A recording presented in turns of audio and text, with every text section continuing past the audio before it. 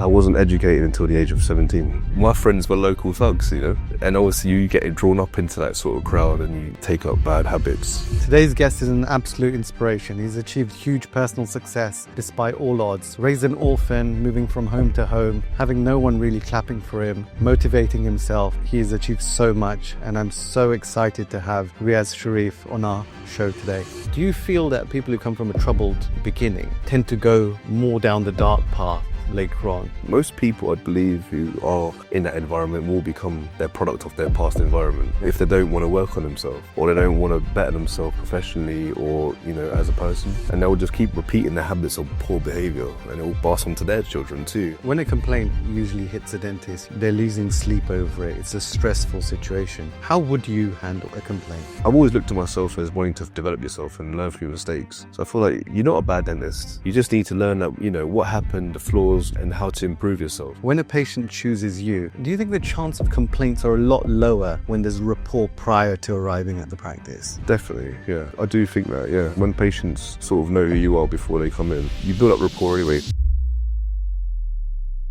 Riaz, thank you very much for coming to Successful. Thank you so much, Shaz, for having me here, man. It's an honor having you here. Privileged to be here with you, so.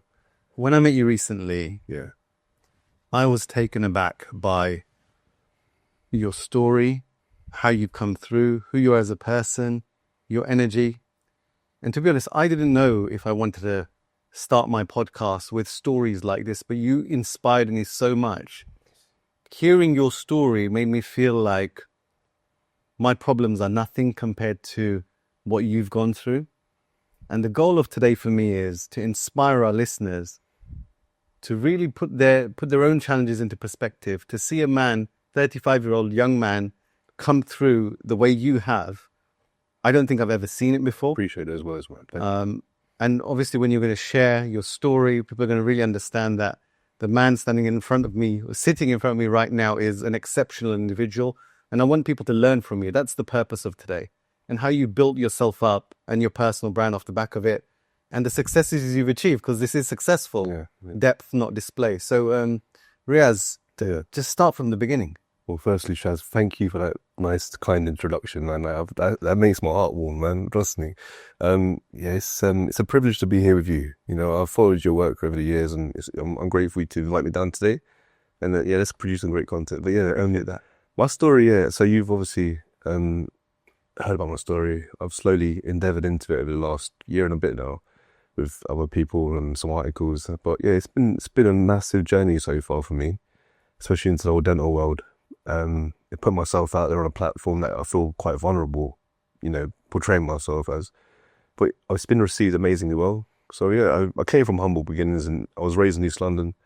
You know, I was raised came out of hospital. My mum and dad, I never knew them, you know, and obviously with that sort of background, you put into an orphan, you put into foster care, and, you know, expected as a young little boy to just keep going, you know, with hope that your destiny will rise to something great. So yeah, I was, my memories are quite, you know, broad. I still remember a lot that happened, a lot of amazing people that I met along the way, the foster mums, foster dads, and also the negatives that came with that too. So, you know, the dysfunctional households that I had to leave, you know, some were very abusive, some weren't, you know, it wasn't nice to be in that energy. So yeah, I came from those beginnings that were, you know, unusual. But how many homes did you live in growing up? Yeah, it was multiple. So in Hackney, we lived in a council estate. So, you know, I'd be in one home for about a few years and then, you know, leave there. We'd have regular meetings. So the social carers would come over, just sit down with kids. So, you know, if you'd be in the house with like the parents would have their own children. Yeah. And, you know, they'll take on several foster kids. If I didn't like it, the evaluation period, I'll leave. So yeah, about 10 to probably over 10 plus. Wow. So yeah, I've got memories of different people entering my life, you know, and leaving, and, you know, without any constructive balance of, you know, you create an emotional scene and then it just leaves. So as a parent, everything around us that's educating us as parents is telling you to give your child stability. Mm-hmm. And you moving that many times, how was it for you starting up over and over and over again? you become imbalanced. You know, you don't have a basic guideline on how life should be. You know, as you're a father, you obviously you have a daughter, don't you? Yeah. You know, you want the best for her. Every year that she grows up, I'm sure you direct her in a more of a more of a guided way. You want to get the education going. You want to teach her good morals and respect and boundaries and protect her. I don't believe I had that. You know, also the main component that I lacked was love. And you know, I don't know, you know, I never knew how to form attachments. You know, even as a man growing up now, it's something that I've learned to, you know, I've had to learn to understand and develop that, you know, and understand what it really means. Something that I should have learned way back in time when I was a young child. But it puts you on yeah, you lack a lot of things, mainly attachment. And the main thing is guidance. You don't know where you're going. You know, you don't know what sort of pathway you were going to lead to. Education wasn't happening for me. I wasn't educated until the age of 17. You know, I look back and think it was normal. You know, you're a young kid, you don't really guided, you're just on the street, you know, doing your thing, mixing with the wrong crowd. Especially in the 90s, back in East London, in Hackney, you know, my friends were local thugs, you know.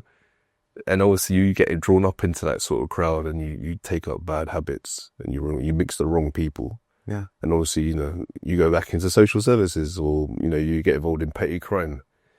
And it's weird because you don't ever, I look at myself today and I think I'm still a developing product. You know, I'm very humble in who I am, you know, where I'm going, my direction. But I always look back at that little kid inside me and think, man, like, you've gone through a lot, you know.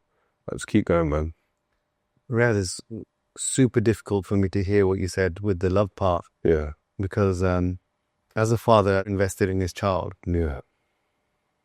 24/7, all I'm thinking about is how can I be a better father? My child needs love and I need to show it. And, you know, even one day of not collecting her after something and getting my wife to collect her, you know, I feel guilty. Yeah. I feel, is she going to feel the love or lack of love? And, you know, maybe I'm a bit OTT, but to hear you're saying it in your own words, there's a lack of love. Like, how does that show up for you today? Like you said, your children absorb their environment. They're a product of their environment, you know. And I thought, you hear these quotes, but it's true. Like, your daughter is absorbing the love and emotion you give her. You know, what she's given, all the privileges, and it's normal for a child, isn't it? But when you're not given that, my normality was, you know, was lack of this and lack of that. And you know, there are amazing foster families out there in the world, but I wasn't dealt the best of people. To be honest, I mean, they did what they did, but that led me to grow up not expecting a lot from myself as a young man. Going into my teenage years, it became more worse. I was very rebellious, you know. It's just, yeah, it's something that you got to work on in yourself as well. You can go left and right as a foster child. You can take dark paths, or you know, you can turn out good. I don't know. It depends. Yeah, actually, it's interesting you say this. There was a bully. Yeah. He was from a foster home, and I only found this out a lot later. And only as I grew up, I understood how challenging his childhood must have been. Yeah, because he was bullying me. I was like, why is he picking on me? I was the only Asian kid in class. Yeah. But when I learned later and I started to understand, you know, childhood and if he wasn't even with that in the school for that long, do you feel that people who come from a troubled beginning tend to go more down the dark path later on? Good question, man. Yeah, I do feel like people repeat bad habits from their past. You know, if you've been raised in a setting that is disruptive, abusive, you know, violent, you know, you go. It's like educating. You read a book. You absorb that energy, and you think that's normal. So you're going to duplicate that and you know, be that person as you get older too. So yeah, most people, I believe, who are in that environment will become their product of their past environment. Yeah. If they don't want to work on themselves, or they don't want to better themselves professionally, or you know, as a person. And they'll just keep repeating the habits of poor behavior, and it will pass on to their children too. And you know, you need to reach a point where you can look at yourself in the mirror and be like, listen, this is not right. This needs to be broken. I expect more from myself, and I need to step up and you know, level up now, because I want a better life. What is the default for a foster carer? Are they doing this? Are they bringing children to their home because they genuinely care? Or is there something more going on? Because you said you were in some dysfunctional families. The concept is right. You know, obviously you know, these families generally have their own children, but their incentive is obviously to help others who don't have, you know, mums and dads. So their mission is correct to say, but I feel like when they're actually in a moment, I feel like some people don't understand, wow, this is a big responsibility taking on another person's kid. And also the age is a huge thing. You know, taking on someone who's in their teens compared to when they're a baby, you can sort of mold them and understand them, and they can grow up to appreciate you as a parent if you take them on for a long period of time. See, I was in homeless for a short period of time, so I couldn't really look at this man or woman and respect them enough to be like, well, you're my mum. I look at you like a mum or a dad or someone of you want to aspire to be like. And obviously the care, you know, they take less care in you compared to their own children. It's normal, you know. Come on, it's. Did you understand that? No, because it's weird because you said about the bullying thing too. Because you know, in these homes, I was bullied too. You know, I remember being, you know, something that you don't mention to the mums and dads, but you mentioned it to the social workers or carers who pop in now and again. You're like, listen, this. I feel, you know, you got bruises. You feel like you feel it's normal though, but then you bullied, and obviously So sad.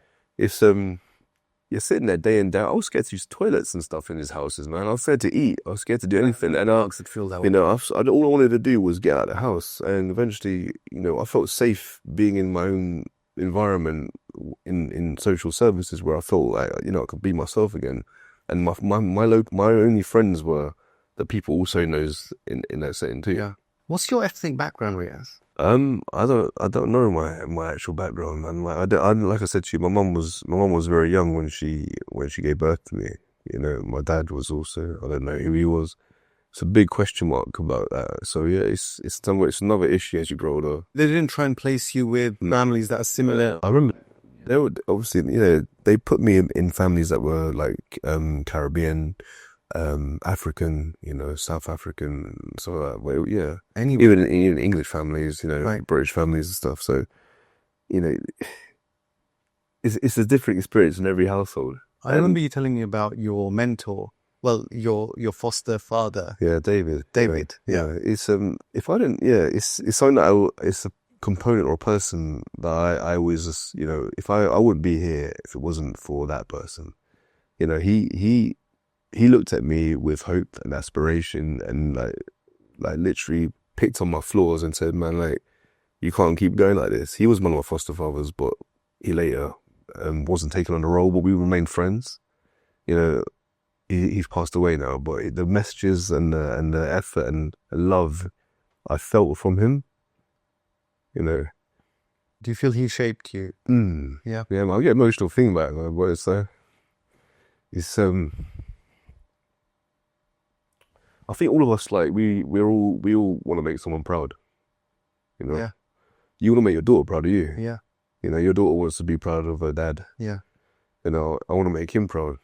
You know, I said this. I do a lot of lectures now. So one of the lectures I did was recently in the prison. You know, I went to Guy's Marsh Prison, HP, and gave a small lecture to the guys there. And I said to them before I started, I was like, guys, listen, you're all in these four walls right now, but there's people out there who need you.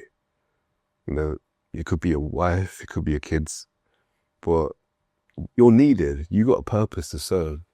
You know, and this, you know, I look at this guy and think, man, every sort of goal, I want to crush it, and I want to keep doing it for myself, but mainly, you know, for him up there, myself, and anyone, and all my loved ones around me.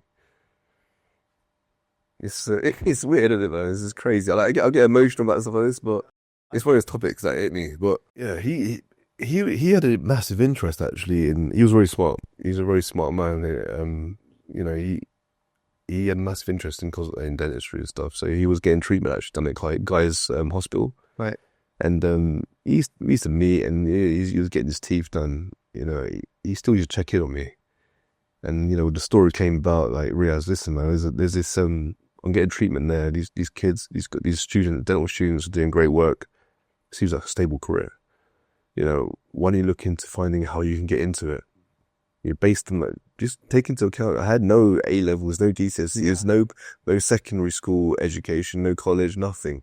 I came from, my education was basically just basic bulk standard stuff. Yeah. I was 17 years old right now, you know, and I was thinking like, I'm no interested in this thing at all. These guys are way above my league. I will never ever be a professional like these people. So I'll leave it as a dream. But actually, he got me in contact with a few people. Yeah. Some were in Harley Street, some were local to him, NHS and private places, practices. So I got a taste of, you know, shadowing these sort of professionals before, you know, I took an idea of, well, all right, cool, this is nice. How can I? How was that? Did you ever feel dentistry wasn't made for people like yourself? Absolutely, yeah.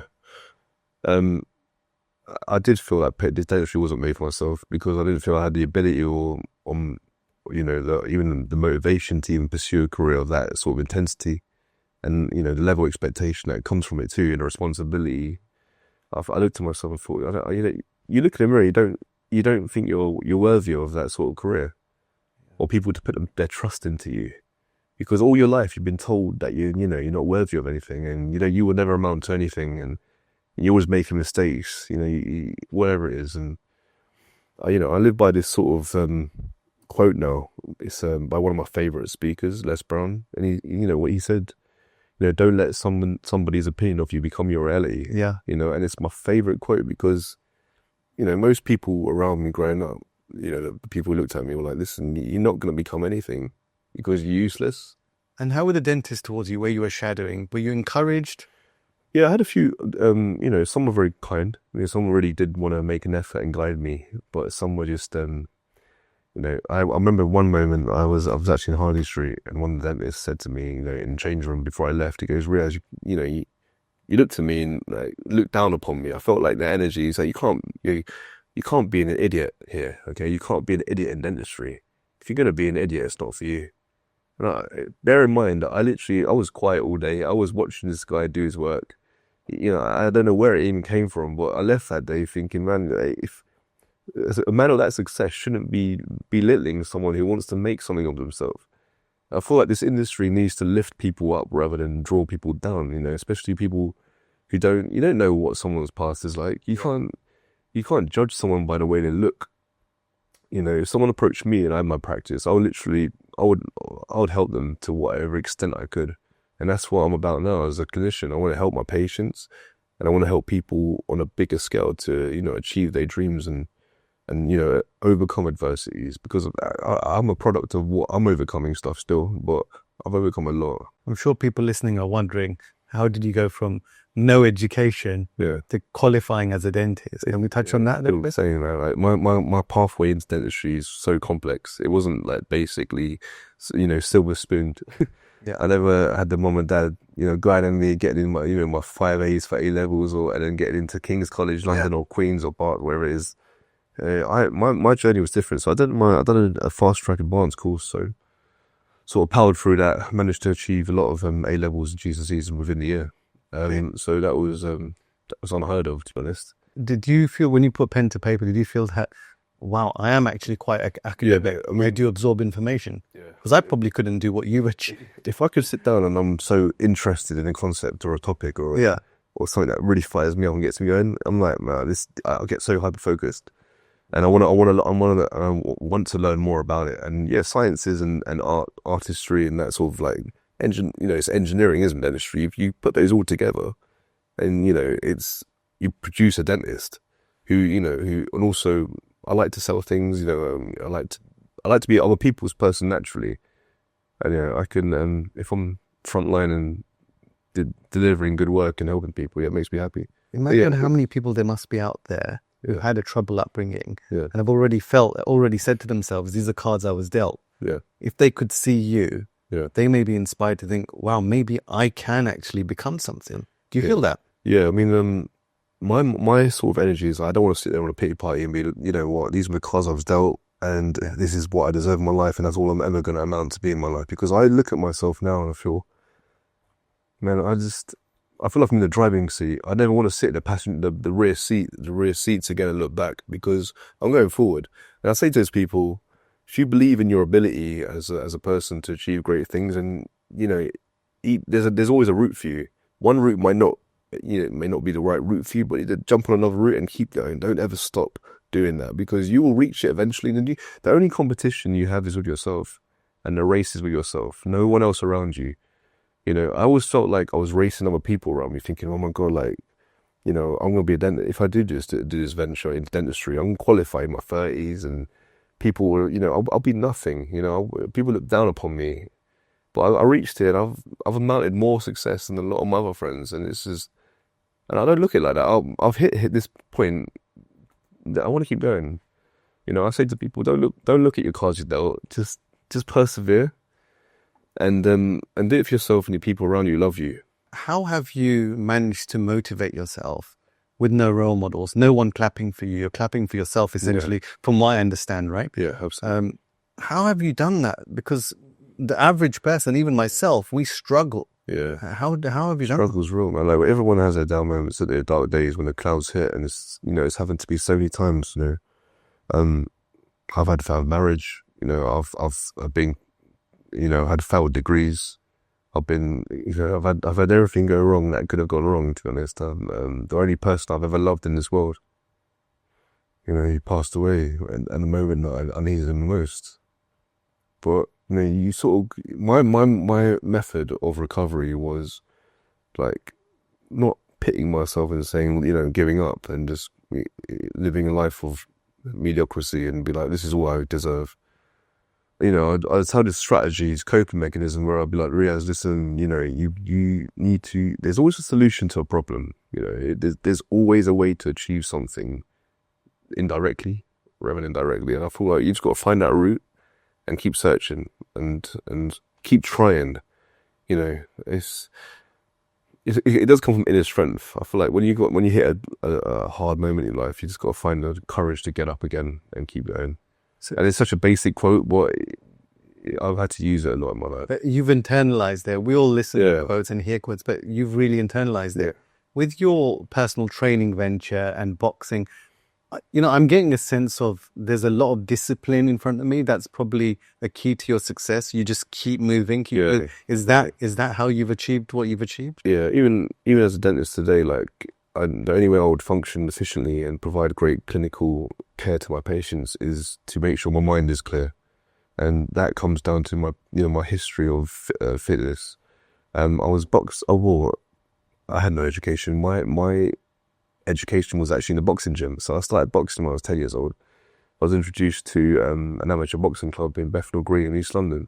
Rough. You know, yeah, it was rough, man. Like, it was the guys in there are rough, but still rough. It was rough down there. Yeah, I loved it. But you know what? That smell, that sweat walking into that gym. Yeah. Those old like leather bags and the guys around me who were just like, but you know, they'd respect you. You know, and the more you train, the more harder you fight, the more times you turn up to the gym and show your commitment. They respect you, and that's what I wanted in my life. I wanted people to look at me and be like, Riaz, man, you turned up, man. You're doing good. You might have lost that fight, but you got up again, you kept going. So I had a great amateur record. You know, I fought competitively in amateur junior ABAs. So that was my love. I loved it. You know, the dentistry wasn't even the horizon even then. It was just about boxing and just fighting and feeling good. So that was my discipline. And even now, like, you know, I'm in the gym 6 days a week. You know, I like to keep healthy, my nutrition. So self-improvement's huge too. Yeah, even, you know, I'm not looking to achieve this, you know, a massive sort of, you know, alpha male physique with loads of muscles. It's more about, you know, feeling clarity with my mind, and obviously the physique comes with it, right? Yeah. You know, if you live a healthy lifestyle, everyone else around you should absorb that energy too, because you feel good, you look good, you give off good energy, and also your work's good too. Yeah. And also my patients will feel that. Earlier we were having a conversation about your patients, and I asked you quite openly that, are you not afraid of being judged? Because there's a lot of people that are going to hear your story, and they've not even come close to, they probably don't know anyone that's lived in a council estate or been on the wrong side of the law, had these troubles. Yeah. And there's going to be a lot of people who are going to be completely glued to you and your story and being inspired by you. Are you not afraid of the other half that might judge you? Yeah, it's a good question, Shaz. I think, I was afraid of being judged when I stepped into the UK, like sort of start working in the UK. Also, I qualified abroad in Budapest.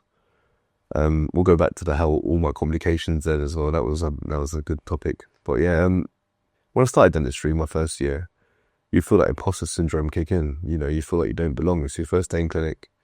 I feel like, what am I doing here? Wow, this is, it daunts on you like how much responsibility that career has, you know, based on who, and no one actually knows who you are. And you're sitting there with extractors and forceps about to take out teeth and prescribe medication and make sure you've got the, you know, giving the patient the options, and like, wow, it's a lot going on here. But yeah, I feel the industry itself, I feel like, you know, the way I am, I'm quite a confident person, but I like to not take into account people judging me. As long as I'm being myself, my true authentic self, and I'm doing the best that I can, then whether anyone's opinion on me that's that. I'm just delivering good dental care. Yeah. But yeah, it's imposter syndrome's real. I've been saying this for a long time, even in my book. Yeah. You don't have to be someone else. People already love you how you are. Yeah. You just need to amplify that through social media. So you're active on social media. Yeah. And earlier you were sharing with me, you know, you saw a patient, I think he's in the financial sector, someone that you would look at previously and be like, you know, we're from different wells. Yeah. But they absolutely adore you. Yeah. How has this helped your brand? Yeah, we discussed that, didn't we? Yeah. So I've got a patient, and you know, he's very successful. He's multiple financial businesses, and you know, he said to me, he made me happy. He was smiling the other day. He came in, he's like, Riaz, I've been seeing you for the last few years now, but you know, I was joking around one of my sisters the other day, saying that my dentist is full of tattoos, and you look at him, you would never think he looks like a dentist, but you know, the work that he does is of top standard and it's high quality. And I'll keep going back to Riaz. He's one of my favorite. He's my best dentist I've had, and that made me feel good because I thought, wow, it shows you that you can't judge a book by its cover. You know, but you know, someone like that is appreciative of that, isn't it? Yeah. And it's a great quality to have. I think it's just, when I'm delivering my talks, I often say to people that authenticity is number one. Yeah. Just be yourself, and people aren't looking at you to find the very best dentist in the United Kingdom. They look at your social media to see if they like you, they can relate to you. Yeah. And I feel you've done that extremely well by just being yourself. Yeah. Has that been the key to a lot of your success as well? Yeah. Just showing up authentic. I do think being your true authentic self you go miles of it. You know, your patients will firstly, I feel like that your patients want to know who you are. You know, not just the quality of work that you can produce. So if you do have a social media presence, I feel like, you know, they can research you before they go visit you. You know, it's not just, you know, who is he and who is she? What sort of person are they?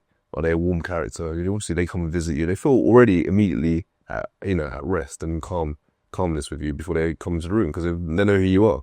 Yeah. And I think it's the more authentic you are in dentistry, the more unique selling point you have as well, because you know you create a sort of style so that you deliver, you just, you know, the sort of quality of work that you can produce, and patients will trust you. Yeah. You know, you can't do, you know, you're not copying anyone around you, and I feel like you know how you function as dentists too. Has that given you more confidence that you're being received well? Yeah, I felt like, you know, there's a textbook way of being a dentist, and there's a scripted sort of career where you got to say a script and then and you push a treatment, take them, you know, whatever. But I feel, yeah, it's given me a lot of confidence because it's been received well, you know. Obviously, with that comes hopefully good reviews, and you know, obviously your first years you're gonna know your faults as a dentist. You might get complaints, but the more you start developing your own sort of way of doing dentistry and your own confidence as a dentist, you know, your patient base will increase, and more people will lead happier. I feel. What I find really interesting with this is when a patient chooses you, so they've been following your social media for a while, they like you as a person. Yeah. I think a lot of patients think all dentists can do the same thing. Yeah. Do you feel that when they come in and they see you for treatment and something doesn't go quite to plan, Yeah. do you think the chance of complaints are a lot lower when there's rapport prior to arriving at the practice? Definitely, yeah. Yeah? I do think that, yeah. I think when patients sort of know who you are before they come in, you build up rapport anyway. So obviously with private dentistry, you've got more time to do, you know, to speak to your patients, and they get to know who you are. And you share common sort of, even the chat is not about dentistry. It can be about who they are. You know, they get to know where you're from. And sometimes, you know, the conversation does steer to about who I am. And some patients even come in having known who I am and my background. And they just, you know, they forget that what they're there for. And then obviously the treatment begins. But yeah, it does build up confidence within myself to treat them and them as well. But Riaz, look, there's no doubt you're an extremely strong, gifted, unique individual. And we want to learn from you. So when a complaint usually hits a dentist, they're losing sleep over it. It's a stressful situation. Yeah. How would you handle a complaint mentally? I think in my initial years of dentistry, any dentist starting off as a young dentist, you get a complaint in your year, or or if you're in a year, you take it to heart. You go home and you beat yourself up about it, and you feel, wow, is this a career for me? Why am I doing? Why did it go wrong? How did it go wrong? And why? How did this all happen? And it can cause a lot of stress, anxiety, and you look at yourself like you're not worthy of being in that career. But I feel like I've always looked at myself as wanting to, develop yourself and learn from your mistakes. So I feel like, you're not a bad dentist.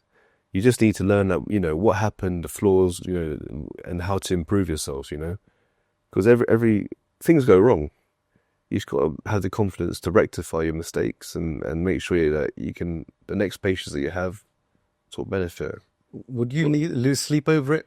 Yeah, I would. You would. I did. I have lost sleep over it many times, and I've even thought about changing my career.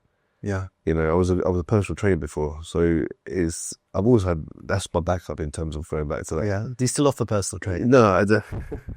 No, it's something that I love. I love to do. Any friends come to me for help and advice, but no, it's not something. It's something that got me through university.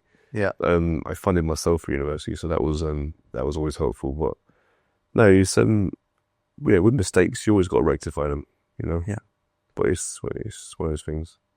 What's next for you? I feel like, over the last year or two, I've started to voice my story on platforms, social media platforms, and in a more beneficial, positive way. And it's been received well. It's a message that I want to put out there and to inspire young dentists to believe in themselves, and obviously put themselves out there and don't hesitate. If you're gonna produce, work, then show it on social media. Don't hesitate. Get mentoring. Invest in your career at an early stage, and keep pushing to be the best person, not just a professional, as you can. And this is what I keep doing in my life. It's just, I would like to inspire people on a bigger platform. Yeah. Yeah. Do you think that's what's needed in dentistry? I feel like it's needed in with young dentists. Yeah. Even with budding dentists, people who are aspiring to be dentists. I feel like there's this is something that needs to be broken down. There's a lot of topics out there that need to be targeted and talked about. Yes. Do you ever look at families or people who've got that perfect unit and think, you're so lucky? Yeah, I do. I mean, no, I don't. I do and I don't. I mean, you don't know what people are going through in this world, do you? You can look at a really unique sort of situation of a household or a clinic or a surgeon or whoever it may be.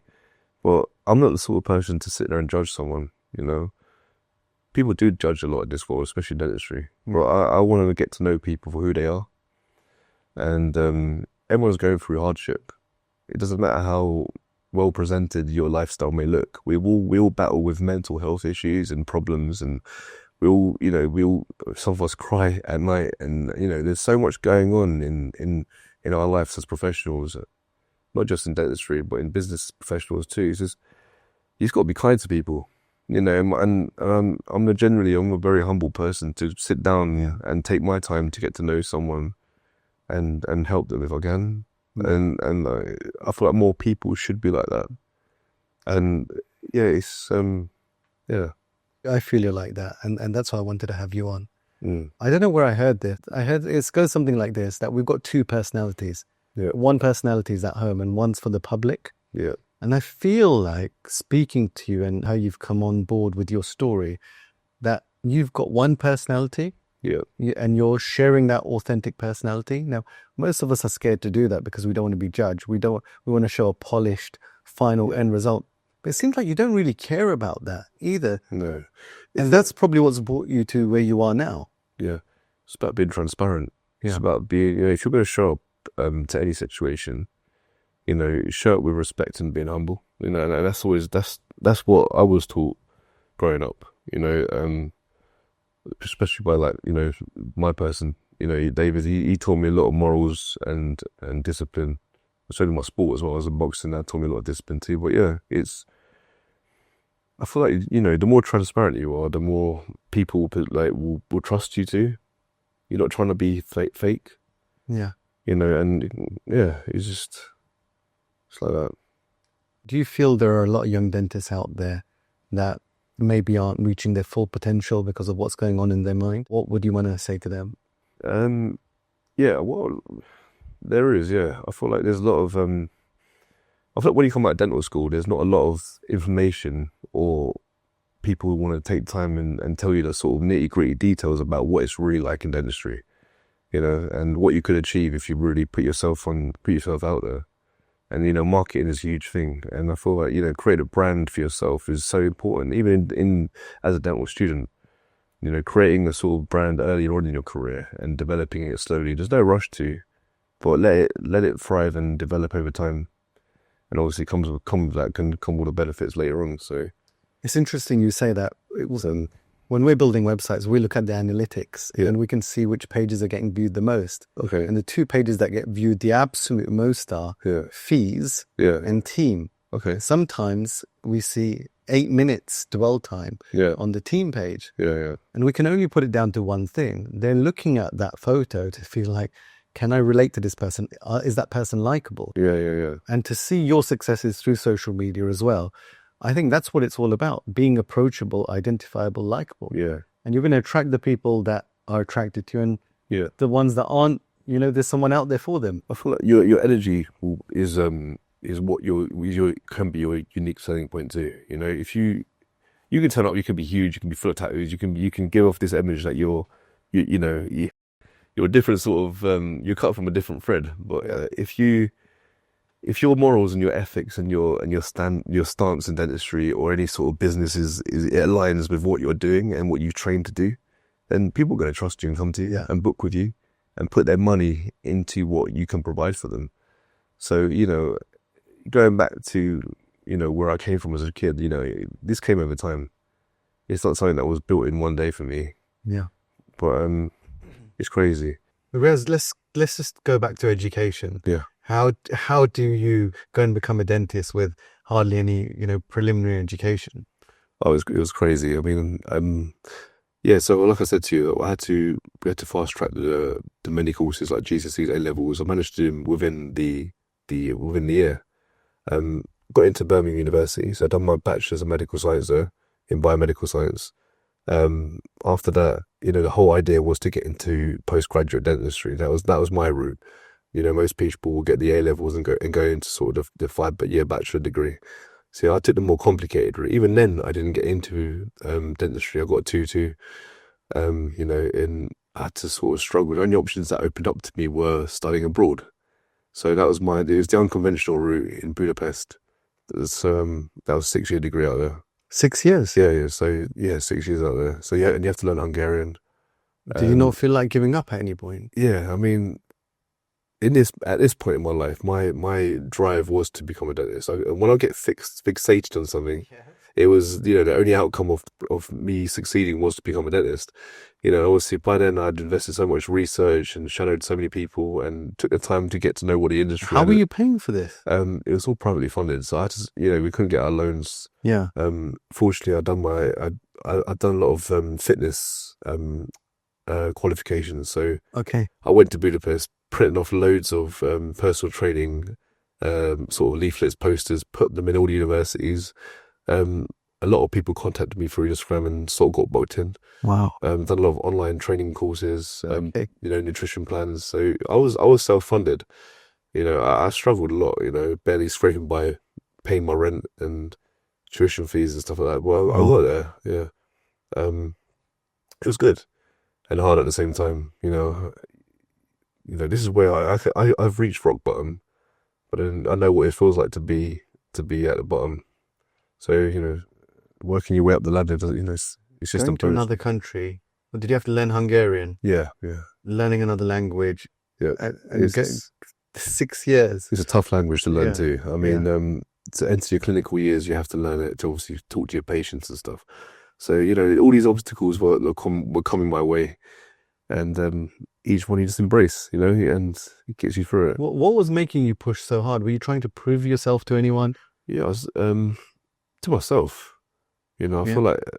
feel like also the mentality of a dental student or even a dentist, we're so hard on ourselves to the point where we just over expect things from ourselves, and it's good. It's a good drive to have because it makes you want to keep pushing and achieving. But my end goal was, listen, I've done all these degrees. I went to a foreign country and hoped to qualify as a dentist, and that was my only option. I didn't want to come back empty-handed. And it was a lot of money and a lot of time. Did your childhood help you or hinder you? It helped me a lot. Yeah. I mean, the discipline that I developed as a kid it's what got me through where I am right now. All the setbacks and drawbacks and all the negative naysayers. They've all, it's from being that child and having, like you said to me earlier, what's kept you going is myself. Like, you just got to have that mentality where you got to keep driving forward and just being resilient and not giving up on the dream. I mean, that was my dream, to just get out of all the negative hardship that I had and have a career that I could actually just be someone. I feel like my whole aim in life, I just wanted to become someone and just feel respectful to myself. You are someone. I appreciate you, Shaz. Yeah. This is why I respect people like you. You made a great career for yourself, and it's you want to be known for something good, don't you? Yeah. Not for not for negative things, and that's all I wanted, actually, just be appreciated and provide good care to people, and that's what it was. So yeah, I kept on pushing through dental school. To sum it up, I did have some setbacks as well. I didn't actually manage to finish my degree. My foster father David passed away, and I was going for a divorce at the time too. So these are two big things. You're facing a death of a loved one, my only loved one that I really cared about in my life, and also you go for a divorce. He would have been really proud of you. Thank you. So thanks, Shaz. I hope he is. I'm trying my best. Of course he is. So all this sort of led me to leave Budapest, but before I graduated, end up salvaging my degree and going to Slovakia. So I ended up getting 2 dental degrees, or could have done, but I had to do 4 more years to sort of gain the credits and collect them and finish the degree. So how many years in total have you been studying? It's insane, man. So I've done 4 years of biomed. So I had a complication there, so I had to do a digital year of biomedical science, right, which should have been free. Then I've done 5 years, 6 years there, failed that, and then done 4 more years of dentistry in Slovakia. So you can see the sort of determination I had, right? You put that sort of all those years to what your average dental student should have done in a bachelor's degree, and it's insane. And the postgrad stuff you've been doing now. Yeah, so I came out of dental school with the drive to just keep pushing forward and developing my skill set and improving on what I've already done. Obviously, I've done a year diploma in aesthetic and restorative dentistry so far, and multiple sort of courses. My other sort of scope of interest is well-being and fitness, like you touched on before. I feel like it's not touched a lot on in dentistry. You open up a dental magazine and it's all clinical based. And, where is it about, improving your body, your mind, and your soul, and being that sort of person that can complement your clinical work? And so I feel like that needs to be addressed too. So. You're right. And there are some people out there that have identified this. There's Maruk from My Ninja.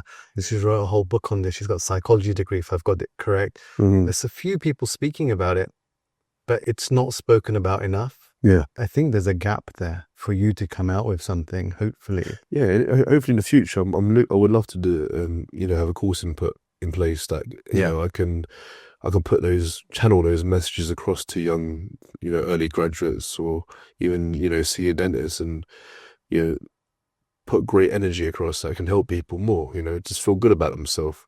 Yeah. It's a big thing that, get involved with your community. Your fitness community out there. There's so much going on that you can participate in, not just behind, in a chair, doing dental work all day long. It's important. Maybe, Riaz, you didn't have role models growing up, but you could be a role model for people out there who are struggling, who struggle with self-belief. Yeah. I wrote this book and so many people own it. And sometimes when I'm speaking, I ask people to raise their hands. I say, who's got my book? And most of the room raises their hands. And I say, who's actually implemented what I've taught? And very few people put their hands up. Yeah. And everyone knows what they need to do on social media. They're not doing it because fear of being judged, self-critical, all the things that you've really overcome. So I feel I couldn't achieve it. Maybe you can go out there and help people have belief in themselves. You know, when someone's got a role model in front of them that has taken the risks and the chances and tried it, and actually it's come out the other side with a bit of success. Yeah. You know, I look up to people like that. I think, well, like if you can do it, you know, I admire you. And I think, you know, if you can do it, what is stopping other people from achieving that too? You know, and I feel like there's no reason to compare yourself. It's about, you know, mentoring and taking on board what other people have learned on their successful journey, and you know, having those models in place. But yeah, I like to be a role model to, you know, the fitness and well-being community of dentistry. Yeah. You know, that's my aim, and you know, hopefully I'll be able to. Is that what was next for you? Yeah, do you think? Definitely. Yeah, I feel like, you know, I want to inspire people on a bigger scale. Would like to see that. Yeah, I mean, I've done a lot of talks lately. You know, I've got a few booked in with aspiration days with colleges and sixth forms. You know, hopefully inspire the future dentists to sort of step up and be like, you know, maybe a career for them, and tell them my experience of it so far. Yeah, hopefully it's taken well.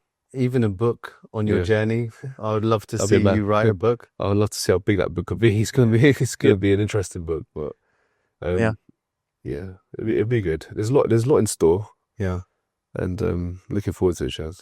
Riaz, I think we've only scratched the surface today. Yeah, and we want to hear a lot more from you.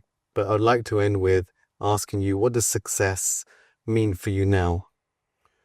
Success means for me now is it means being a better version of myself than I was yesterday.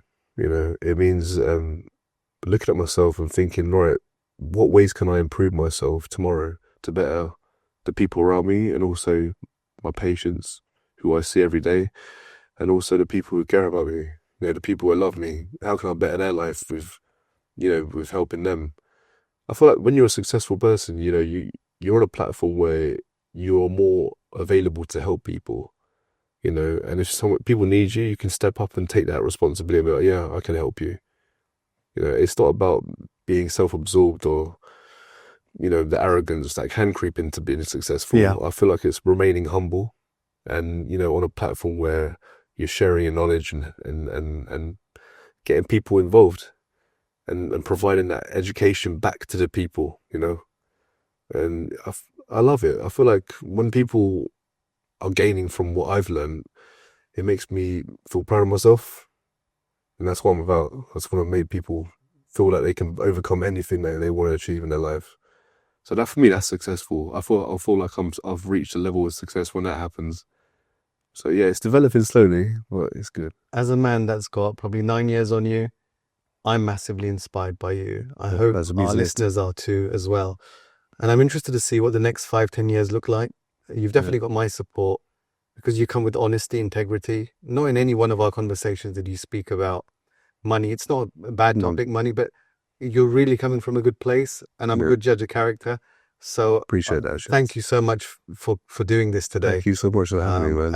And just stay on this path. Don't deviate, because I think you're made for big things. Thank you, man. I feel like, it's a great start so far. You know, I'm only a few years out of graduation, to be honest. You know, it's still early days for me, but I feel like my horizon of dentistry is broad. You know, I want to keep pushing it, and like you said, it's not monetized. I feel like it shouldn't be in the early years, even later years. You know, if you enjoy what you do, and you put 100% of passion into your craft, and you know, you're making people happy and providing good, you know, healthcare, and, you know, money will come. You know, the rest is, you know, you can put yourself to sleep well at night, you know, feeling like you've done a good job. So yeah, man, that's what I'm about. That's what I feel like, that energy I want to put out there. Thank you very much, Riaz, for coming today. Appreciate it. If anyone wants to reach out to you, how can they find you? Yeah, so I'm on social media on Instagram. So any of the listeners can give me a follow on the Dr. Riaz Sharif.